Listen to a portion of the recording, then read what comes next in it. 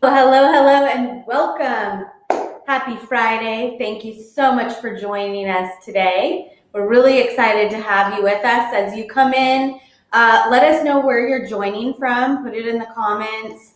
We're really happy to be here with you, and we appreciate you taking the time to learn this information that we're going to share with you today. So please, as you come in, if you know anyone who may be interested in this topic that we're talking about today, passive income, creating more cash flow so that you can enjoy it sooner before you're too old to enjoy it, right?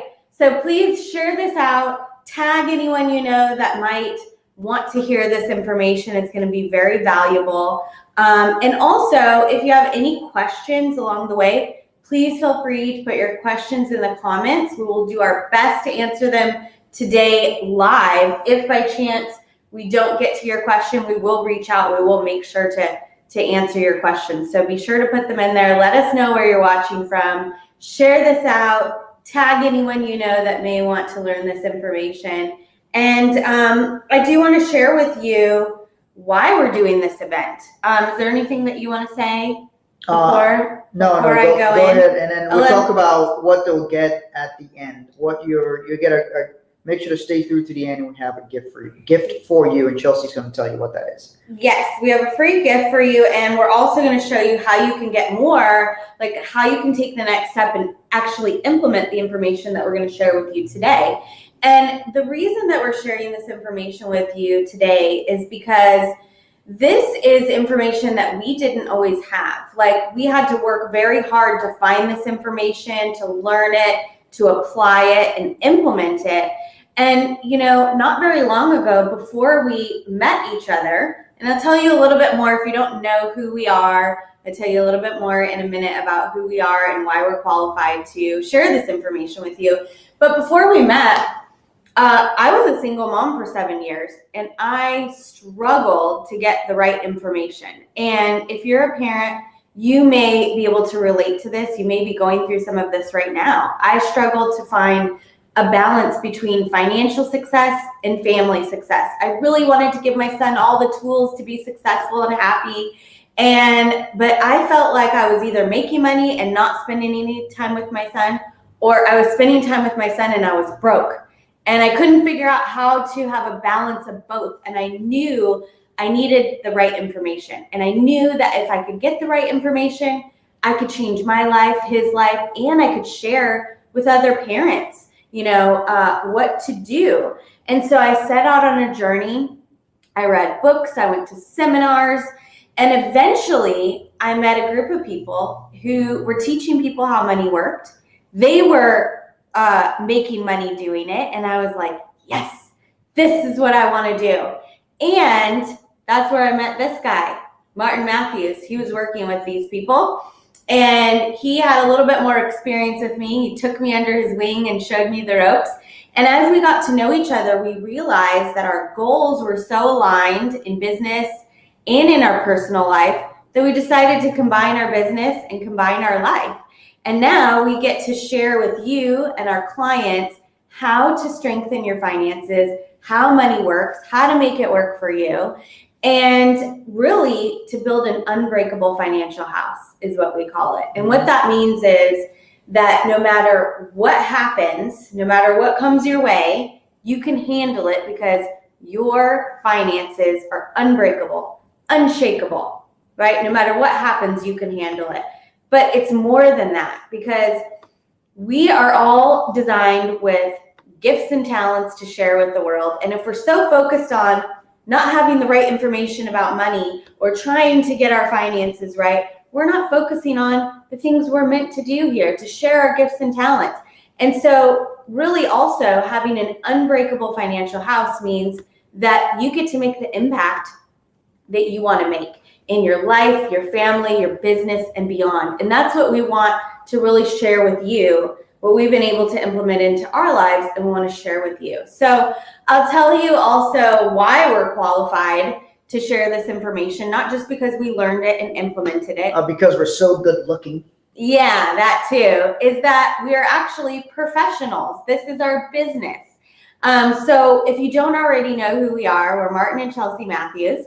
We're founders of M Wealth Group. We have clients in 46 states, and we have a combined 19 years experience. We also lead an agency of associate advisors, and we've held multiple licenses in the field of investment advisory, securities, insurance, and we're also co-authors of the book, Let's Fight About Money. We talk about helping couples communicate about money, handle conflict, and build an unbreakable financial house.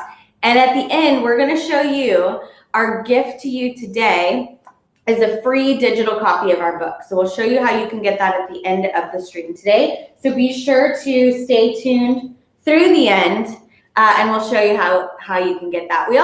We help individuals and businesses properly use cash flow to create personal wealth.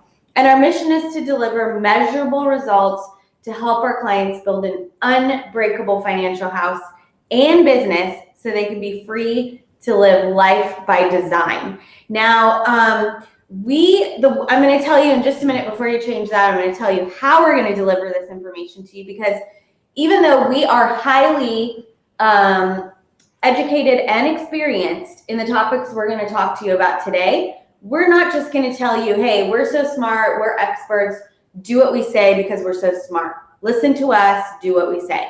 No, this is how we're going to deliver the information to you, and it's very, very important that we do it this way.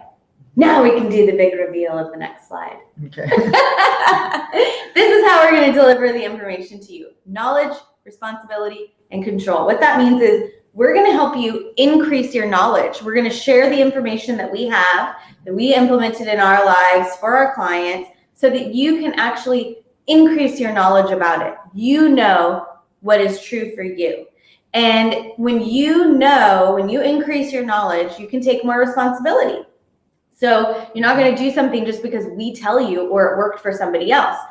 You're going to take responsibility for your actions because you've increased your knowledge and now you know something is true. Yeah. And when you increase your knowledge and you take more responsibility, you can have more control in your life, in your results, in your money. And that's what we want. We want to empower you with the information so you can make the best decisions for you and your family and your business.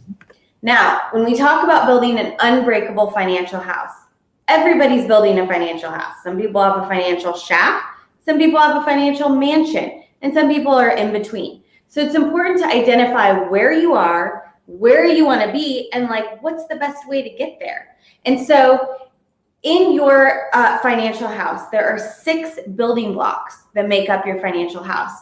And understanding where you are in each one of these is going to help you strengthen your financial house and eventually make it unbreakable. So I'll go over the 6 building blocks really quickly, and then Martin's going to deep dive into some of the information we're going to share with you today. And all of these go into strengthening your financial house. And when you're thinking about these things, it's very important to have the right mindset of, hey, what is the best decision for me and my family and my business to put myself in a stronger financial position, and look at, hey, avoiding putting myself at financial risk.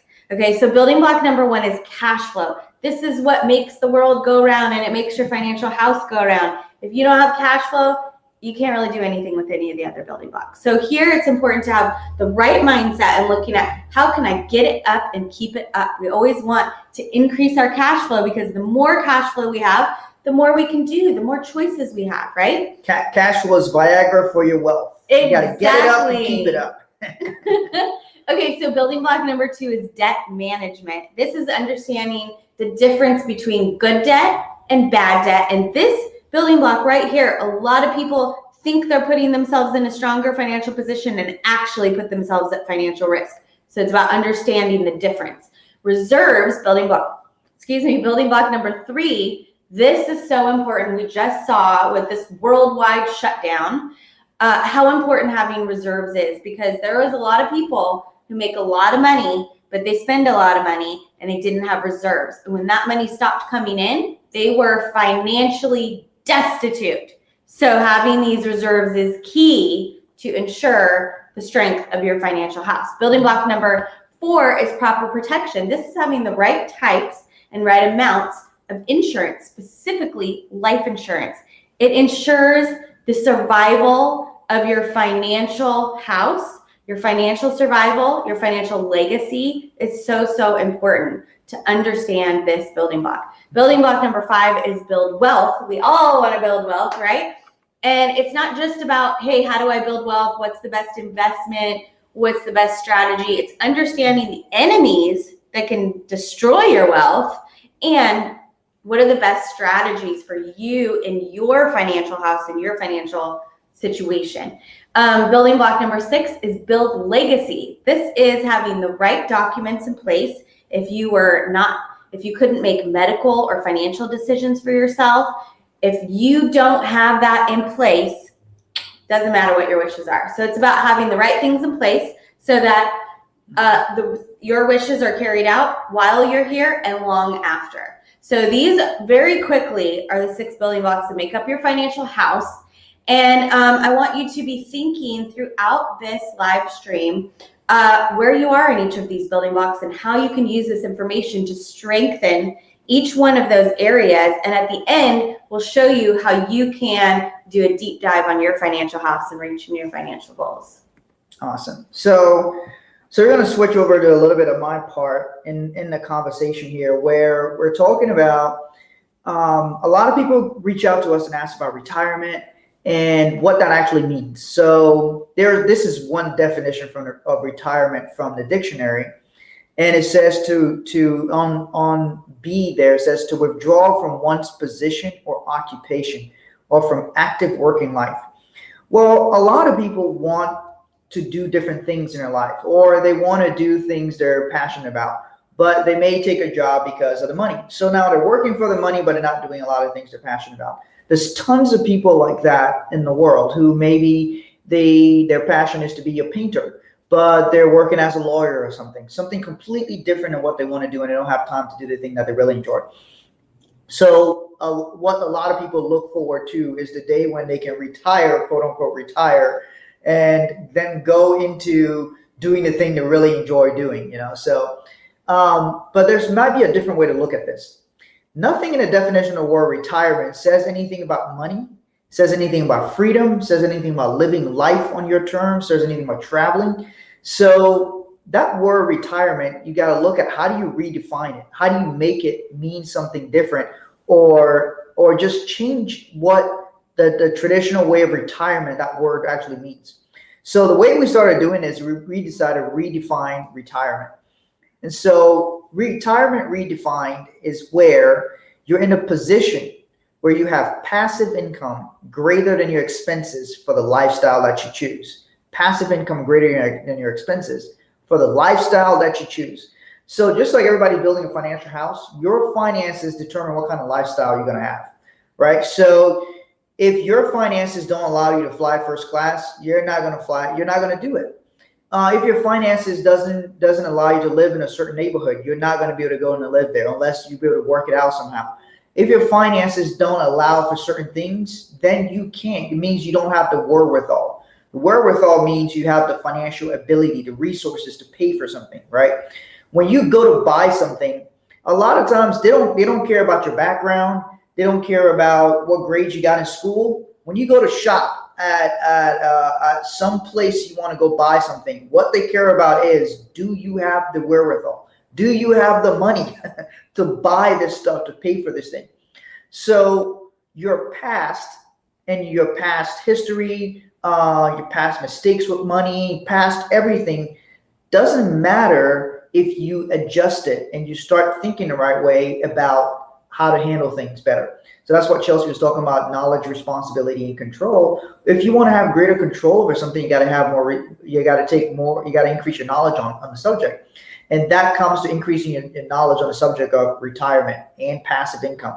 How does that come to be? How do people make it happen? And how can I do it sooner? I don't want to be 80 years old and not able to enjoy the things I wanted to do when I could do it at 30 or 40 or 20. So if you can reach some of your goals faster, you're able to be in a stronger position to enjoy it.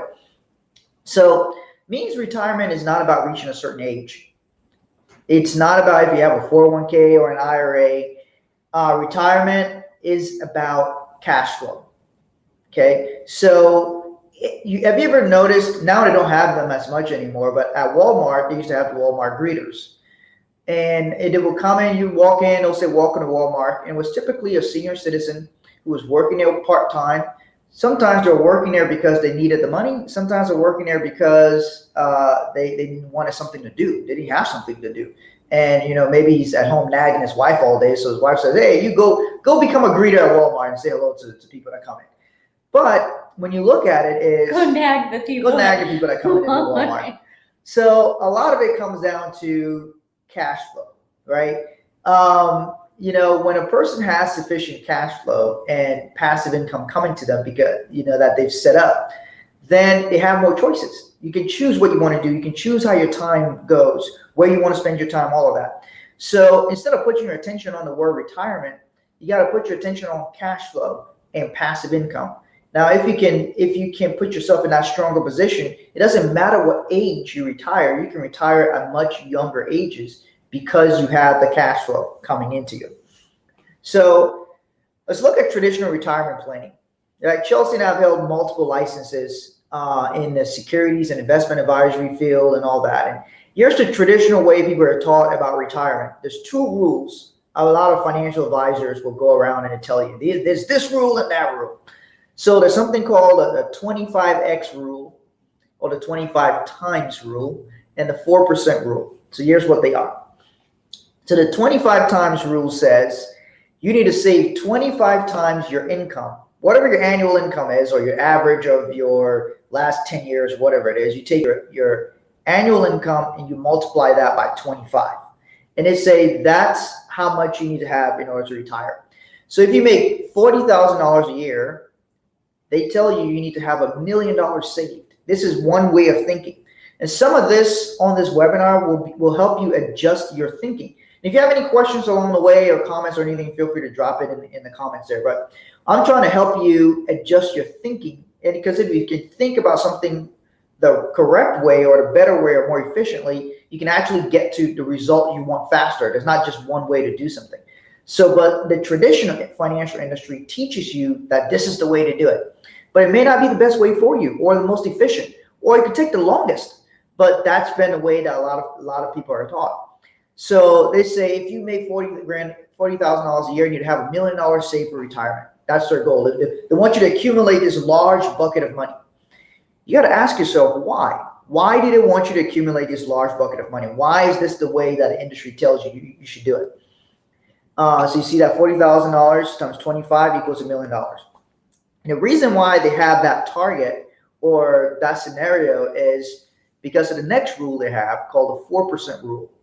See, when you're building for retirement a traditional way, here's how it goes. It's like climbing up a flight of stairs and then coming back down, or climbing up a mountain and then coming back down, right? So first you're climbing up the mountain, which is you're putting money into an account.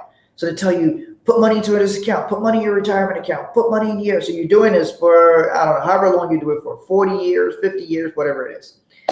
And then eventually any retirement account, the use of any retirement account is not for it to look good on paper. It's for it to pay you. At some point, this money has to pay you. This money you're putting into this account, it's got to pay you something at some point.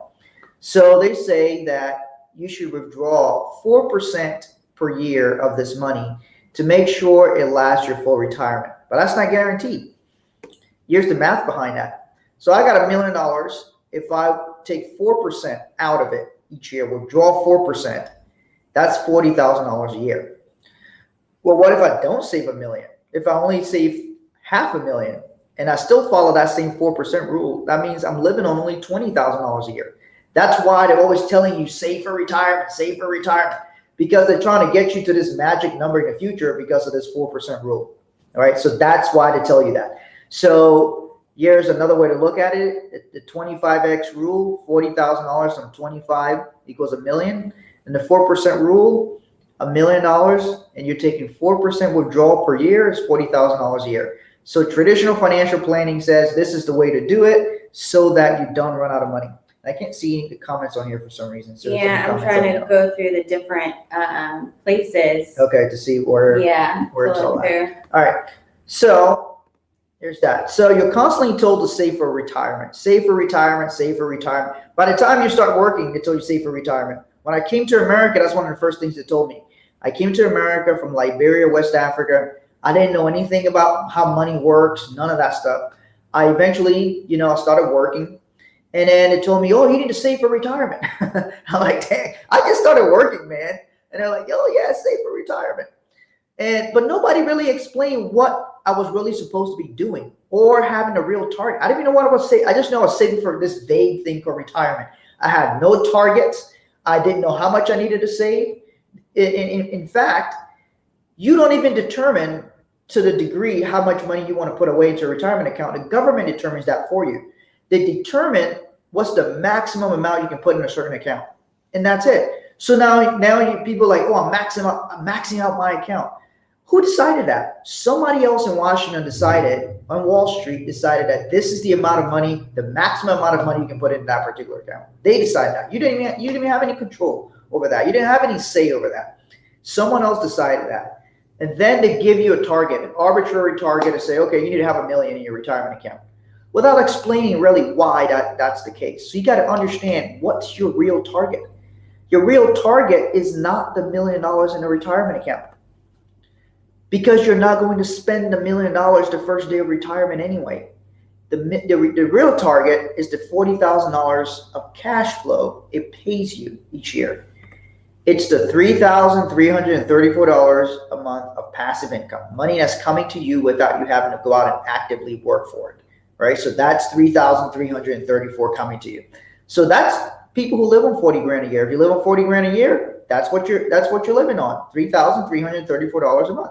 Some people are living on more, some people are living on less. It's hard to live on $40,000 a year depending on where you live.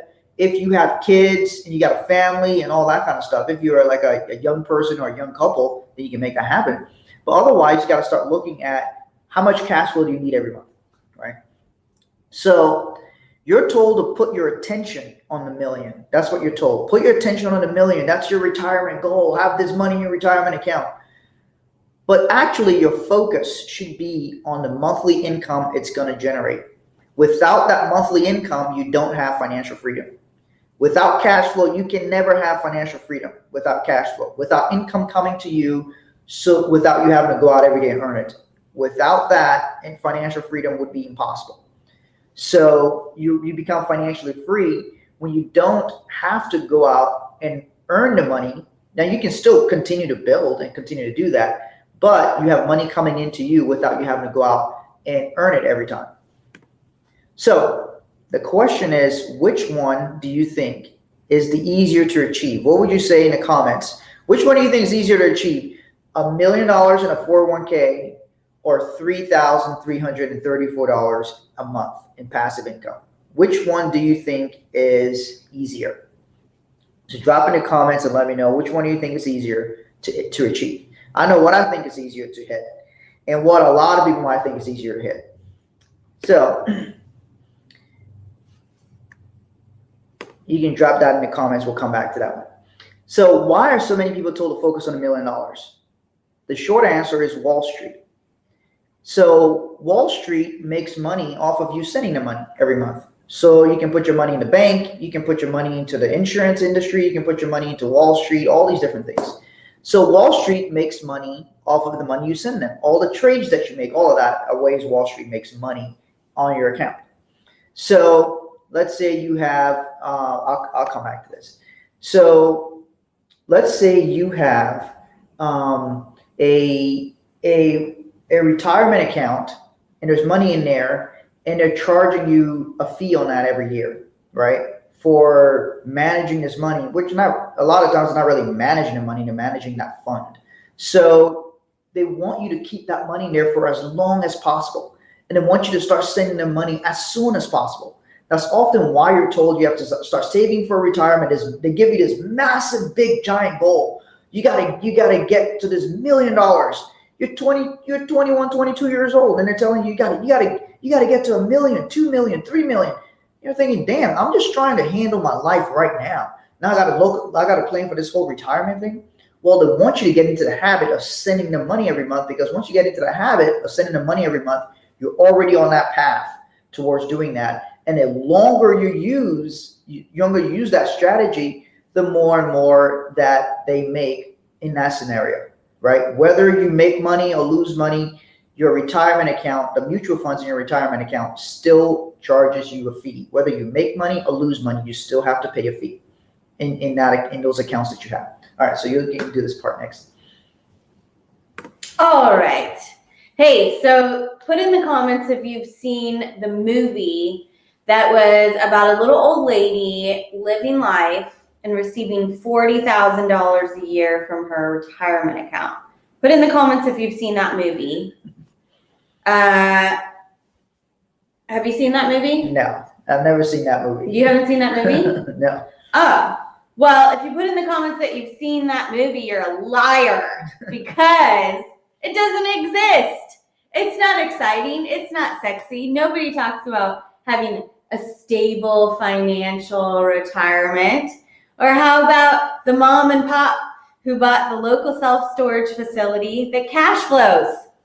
I think that's really exciting, and that's pretty sexy, actually. Cash flow is sexy. It's not as drama-filled as TV or movies would like to have you believe.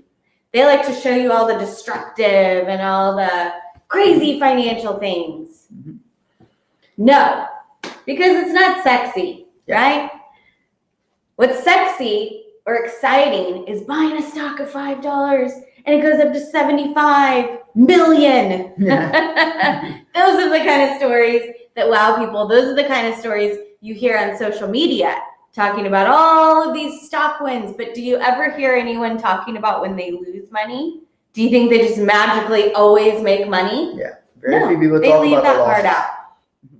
So look, when it comes to your traditional retirement account, Wall Street supplies the mutual funds in your retirement account, but they don't guarantee anything. They don't guarantee the cash flow when it comes to retirement. It's why people are afraid of running out of money. It's not that mutual funds are bad. It's that most people don't actually understand them.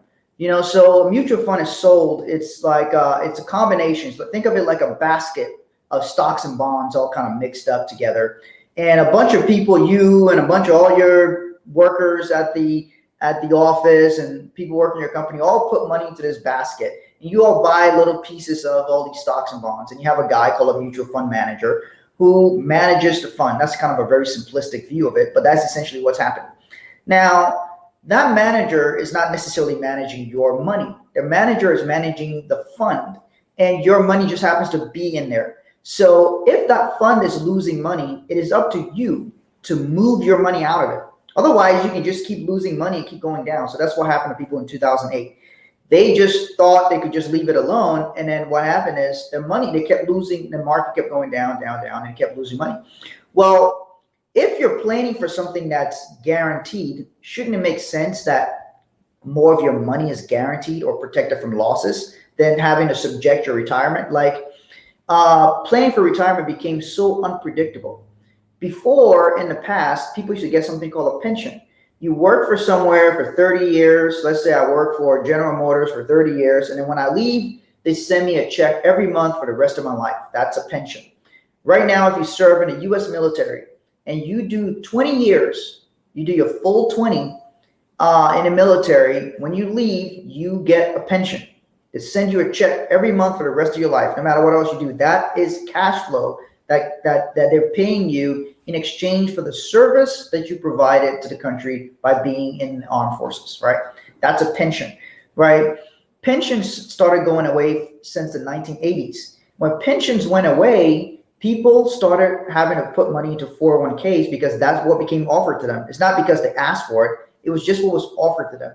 And people started putting money into mutual funds because Wall Street supplied those mutual funds for your retirement account. Now you send money to Wall Street without thinking about it. You send it in your 401ks, you send it in your IRAs. I'm not saying anything's wrong with that. I'm saying most people don't understand what's happening, and they don't guarantee anything in those. But towards the end, I'm going to show you how you can actually do that, how you can actually get guarantees for the rest of your life, just like a pension delivers. So like I said, retirement isn't about age, it's about cash flow. So I want you to look at a new formula when it comes to redefining retirement. So a successful retirement equals passive income greater than your expenses. If your expenses are $5,000 a month and your passive income is $6,000 a month, hey, that retirement will be successful because you have enough money coming in to cover your living expenses, right? But what if you could do that sooner? What if you started putting your attention on building passive income instead of building the $1 million in a retirement account? If you started shifting the way you think about it, your outcome is going to be different. You can actually start building pieces of that passive income, not wait until you're 65 or 70. So there's something they call the retirement red zone. It's like when you're so close to retirement, you're like, oh shit, I got to figure the whole thing out. You're in the red zone now. So the retirement red zone starts from age 55 to like 75, right? But it really starts from age 55, where people start to become extremely concerned about retirement. All of a sudden, retirement's on their mind because they're like, oh, I'm supposed to retire in 10 years. And they don't even decide that. Someone else decided that retirement at age 65 should be the age. And so sometimes it depends on when you can get your Social Security and all of that, but that's when people started looking at retiring at age 65. So at 55, they started getting very worried because they realized they don't have enough money saved because someone gave them this goal of having $1 million for retirement. So they realized they're too far away from the $1 million. And one of the things they start doing is to start at age 55. A lot of people, when they realize they're behind on retirement, they start jumping into all kinds of different financial vehicles they don't even understand. Why are they doing this? They start to take on excessive risks because they're trying to get to this $1 million goal that they're behind on. And so they start doing this and doing this other thing, and doing this random thing, and this other thing's the flavor of the month. And that's why a lot of people who are in that age range actually fall victim to scams because they believe that something that they're being pitched is going to be the thing that'll magically get them to their retirement income number. And so they take on these risks without any certainty. Retirement should not be about risks. It should be about certainty. It should be about, I know I'm going to get this amount of money every month coming to me. I don't have to put my attention on it or think about it. I got that piece handled. That way your attention can actually go on other things you want to think about, not just worrying about, am I going to have enough money when I retire? And is that money going to last as long as I do? Right. So all of this I'm talking about has nothing to do with your age. I remember we did a financial plan for a client, and the client is in his 40s and the client's retired. And so they were asking, how come the client retired? And I'm like, because the client has enough money, enough passive income coming to him that he can retire. And so, you don't have to be 65 to be retired. And retirement doesn't mean you just sit at home all day. It can mean whatever you want it to mean. It means that we look at it as passive income greater than your expenses, not just because you reach a certain age. So when it comes to passive income, there's ways to handle it. Number one, you can build it, you can buy it, you can also do both, right? So the way you build passive income is you can build a business and exit from the day-to-day role and still get paid from it. So I think everybody who has the opportunity, who has an idea or can execute on it, should build a business or work with somebody who's building a business, and they can come into that business and set themselves up and be like, hey, I like this company. I'm going to work here, and I want to put myself in a position where I can get a share of the profits in the business, right? So that's something we're doing with our company that we're building. And we've been doing this for 19 years. And so we decided we're going to build a new model inside of our industry and set it up so that the people who help us build it will get to a point where they can get a share of the profits of the business. So you don't have to go start your own business to be able to benefit from something like that. You can link up with people who are doing it, and you do your piece of it that you do well, and then you can build that and get a share of the profits. Well, if I'm getting a share of the profits, eventually I'm in a position where that money's coming into me, where that piece of money I don't specifically have to work for. It came from the profits that were generated. It came from maybe equity that we own in the business that's generating me revenue without me having to specifically go work for that one piece. So you can be an intrapreneur where you work inside of a company, but you can still act. You can still take responsibility, act as like you are a part owner in the deal. So next thing is you can buy your passive income. Now I want to talk. Okay, you can buy your passive income. So how do you buy passive income? Number one is by buying income producing assets like real estate or an existing cash flowing business. So if I go and I buy an apartment building that's already producing income, I may do the work in the beginning to set that up. The apartment isn't going to magically fall into my hands. I got to do some work in the beginning. I got to find a deal, negotiate on it, get financing, all of that, right? But once I buy the deal, right, and somebody else is doing the work to manage the property and all that stuff, then it comes into you without you having to go out and earn it anymore. It's passive income. As those tenants pay their rent, it flows to me. That creates income for my family, my household, all of that. So that's one way to look at it. Another way is you can buy existing cash flowing business. So you can look at a business that already produces cash flow. Maybe somebody else wants to exit the business, and you can buy that. So for example, one component of these two things that Chelsea and I are looking at and shopping for are assisted living properties.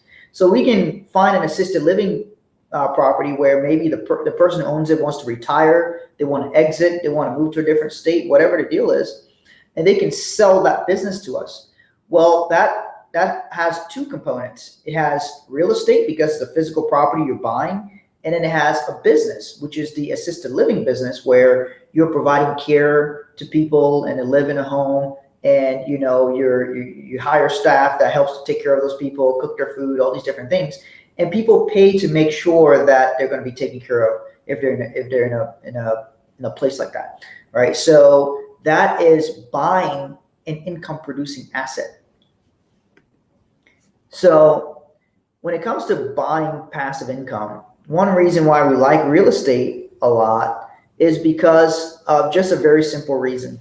Real estate allows you to use leverage.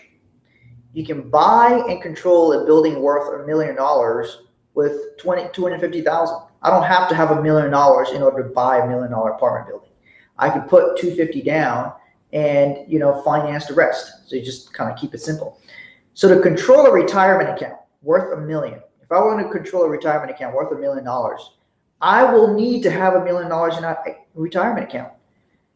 You can't go and say, you can't go to a bank and tell them, hey, I only have $250 for my retirement, but I really need $1 million.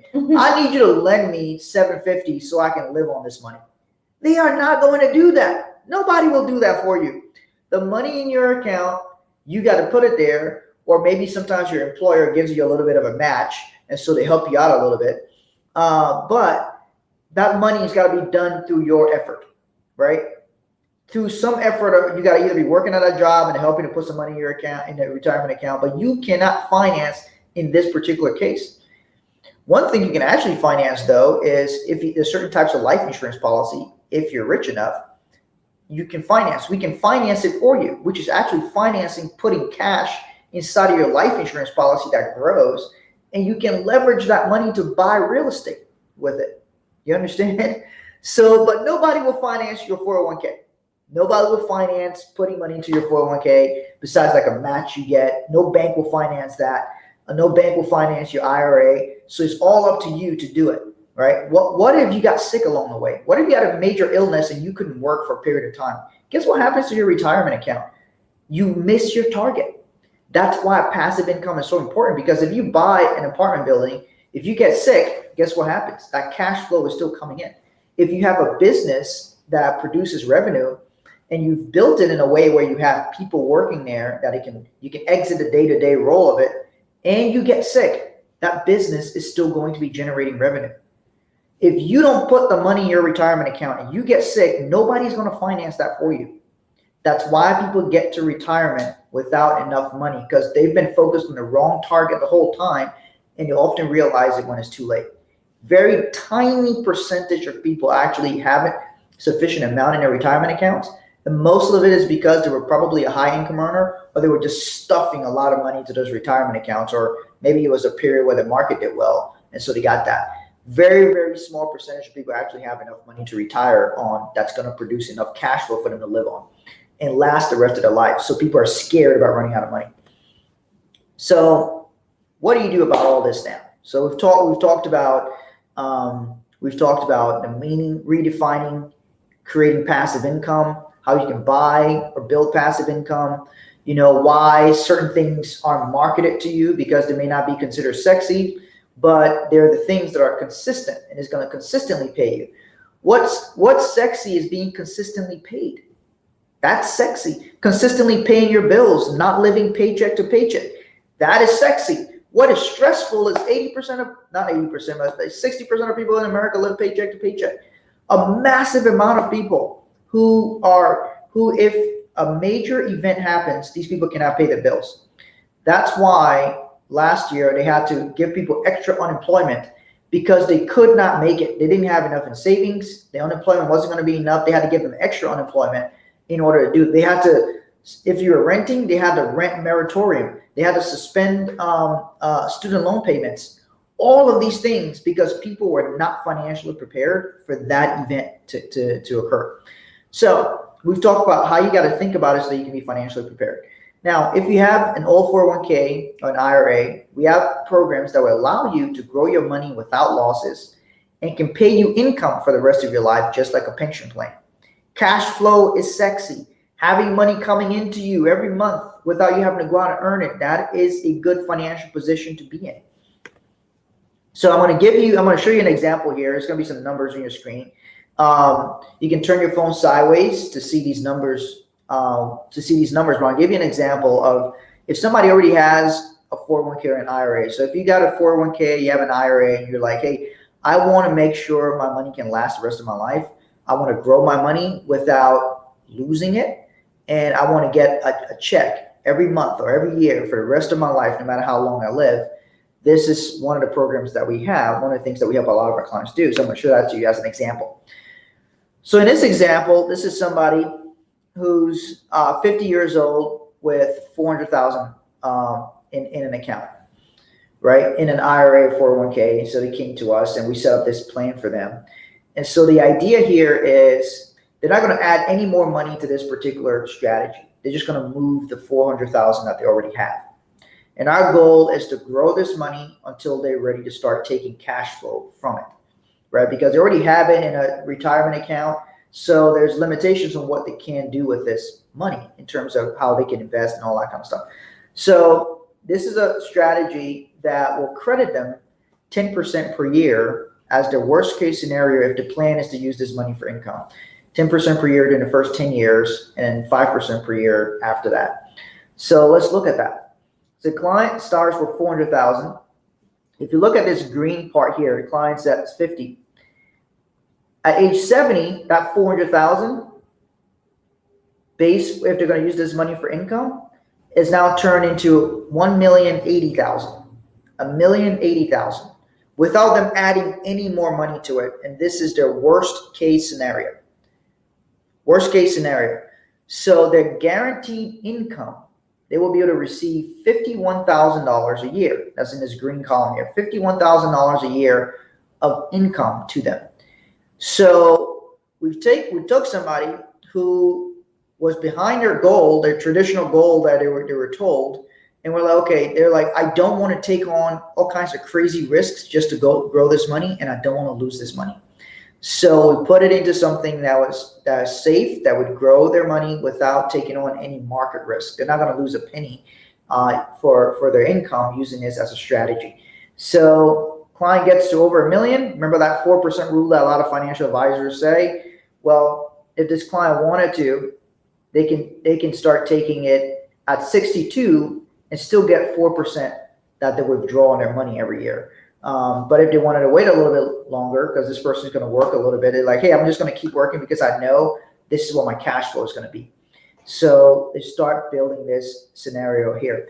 And then on the far right column, if this client got into a long-term care situation where they had to be in a facility, their income, their cash flow would double for 5 years. Whatever they're getting each year would double for 5 years. So at age 70, this client's receiving $51,800 a year, guaranteed for the rest of their life, from an account they just put one lump sum into, and they just let that ride. They will receive $51,000, almost $52,000 a year each year for the rest of their life. And if they got into like a long-term care situation where they're in a facility, it would double their income for 5 years to $103,680 per year for 5 years.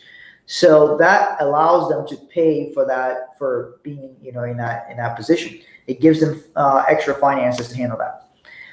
So if you're under 50 years old, because some of this stuff is based on where a person is financially, and some of their age, some of these programs have age limits.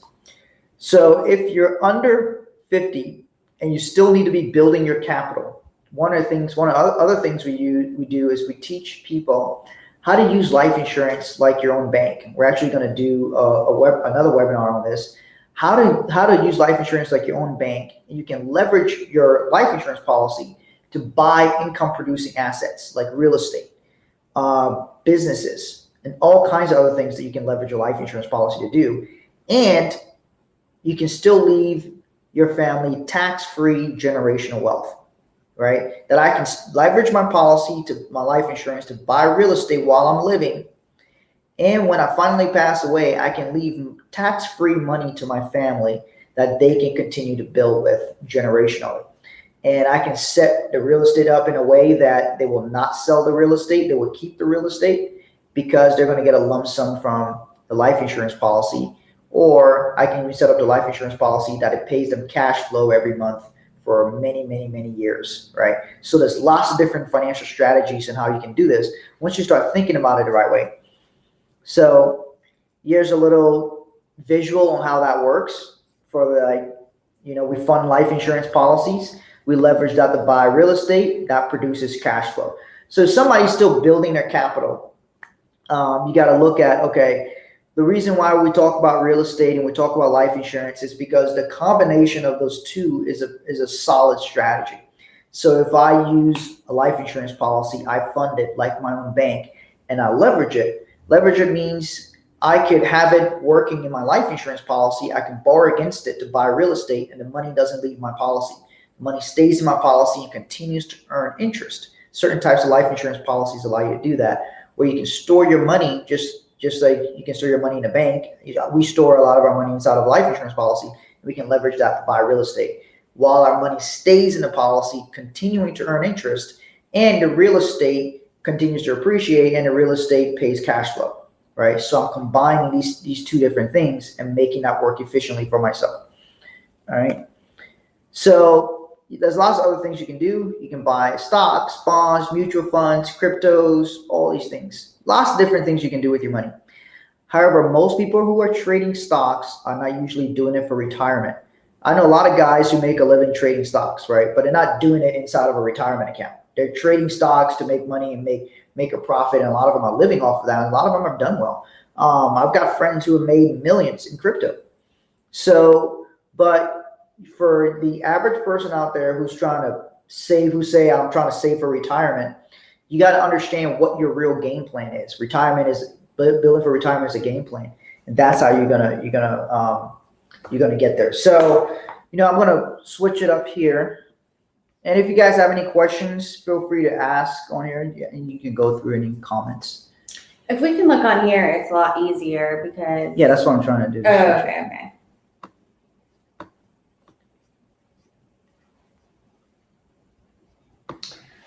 Okay, so here's a question. What kind of life insurance policy allows you to both leverage it and accumulate interest? So it's certain types of permanent life insurance policies. So I'll give you some quick examples. There's two types of life insurance. There's term life insurance and permanent life insurance.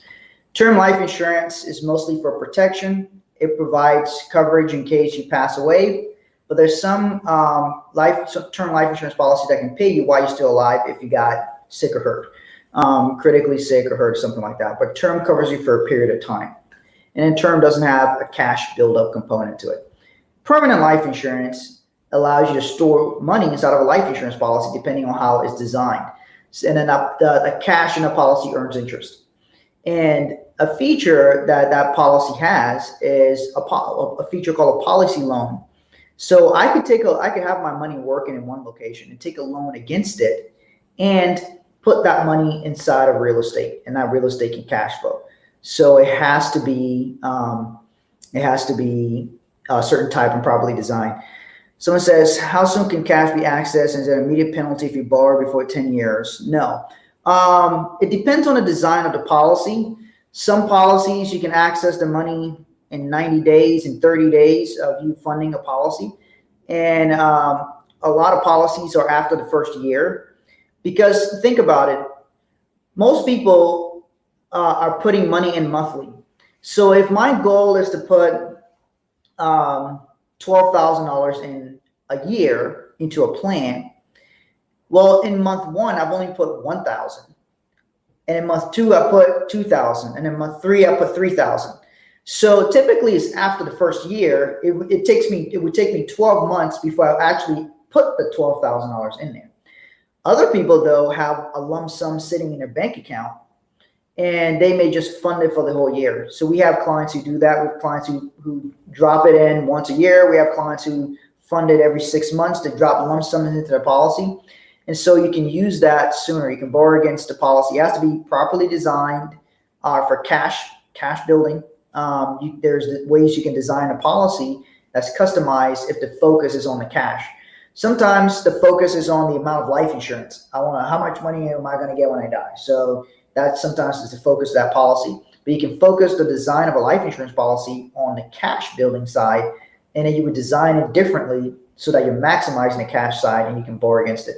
So we've had clients, several clients use their policy during the first year, just because of how they're funded. And to give you an example, a lot of our clients are high income earners and high net worth individuals. So on average, we have clients who put in several $1,000s a month. We have clients who put in $10,000 a month, $20,000 a month into a life insurance policy. So you're talking about people who are putting $250,000 a year into their policies. And but a person can do that at a few $100s a month. You want to be in a financial position where you can fund something like that a few $100s a month. Regardless of where you are financially, at a minimum, you need to save 10% of your income at a minimum.